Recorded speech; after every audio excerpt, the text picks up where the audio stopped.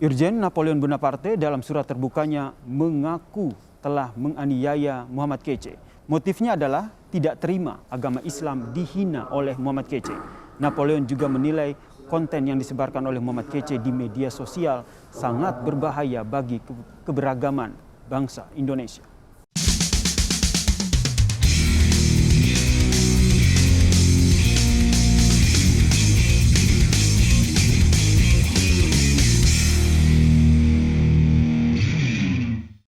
Dalam waktu seminggu ini kita dipertontonkan dua model akhlak yang berbeda antara dua jenderal.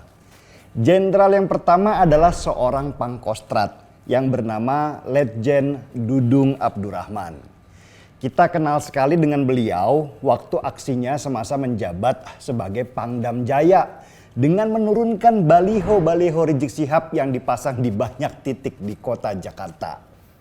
Aksi Letjen Dudung waktu menjabat sebagai Pangdam Jaya ini memantik keberanian banyak orang ketika muncul rasa takut akibat cywar yang dilakukan oleh FPI pasca Rizik Syihab pulang.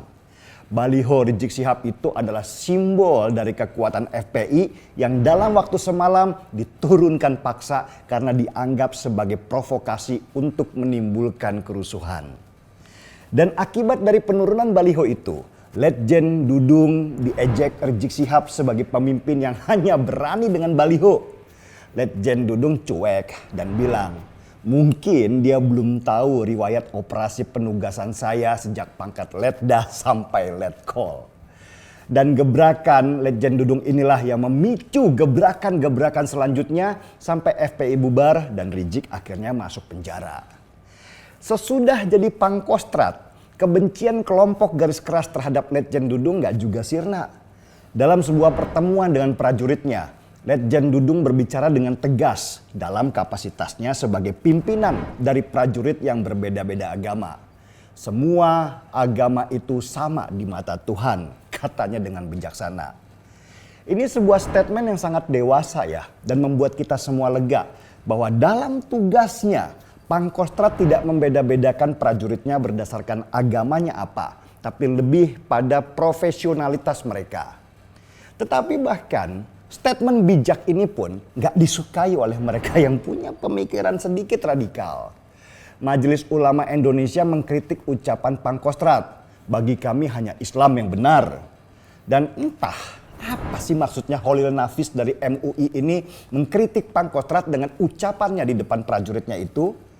Harusnya MUI tahu kalau buat Letjen Dudung yang beragama Islam, jelas buat dia kalau Islam itu agama yang benar.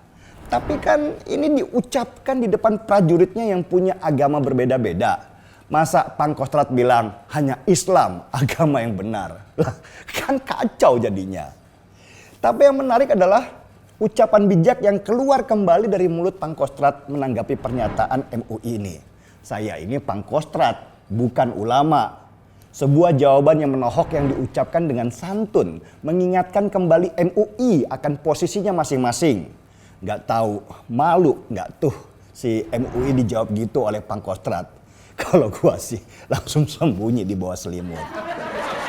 Nah, akhlak berbeda datang dari seorang jenderal juga, yaitu Irjen Napoleon Bonaparte. Napoleon Bonaparte adalah seorang polisi dengan bintang 2 di pundak. Dia ini dulu adalah Kepala Divisi Hubungan Internasional Polri. Napoleon Bonaparte akhirnya ditangkap karena punya peran besar menghilangkan nama tersangka korupsi, yaitu Joko Chandra dari Red Notice. Red Notice ini adalah pemberitahuan yang digunakan oleh Interpol untuk mengidentifikasi buronan internasional. Napoleon Bonaparte terbukti menerima suap dari Joko Chandra sebesar total 7 miliar rupiah. Nah, nama Napoleon Bonaparte kembali disebut oleh publik sesudah aksinya menghajar Muhammad Kece, tersangka penista agama di sel penjaranya. Bukan hanya dihajar, si Kece bahkan kabarnya dilumuri kotoran manusia. Apa alasan Napoleon Bonaparte melakukan itu ke si Kece?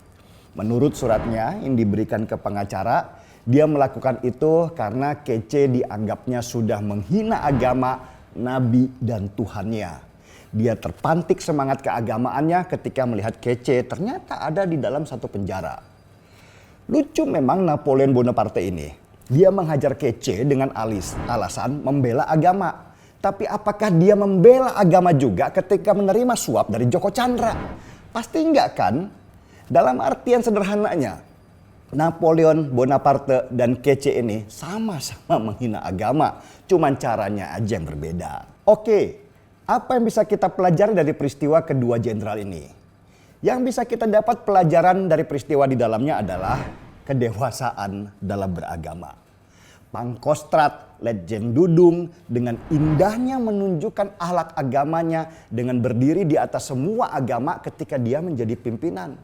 Sedangkan Napoleon Bonaparte tanpa sadar menunjukkan kedangkalan berpikirnya dalam memahami agamanya. Dua-duanya jenderal, dua-duanya beragama Islam, dua-duanya berpendidikan tinggi. Tapi kenapa kapasitas mereka dalam memahami agama itu berbeda? Jawabannya mudah sebenarnya. Karena yang satu beragama dengan akalnya dan satunya lagi beragama dengan nafsunya. Setuju? Mari kita angkat cangkir kopinya.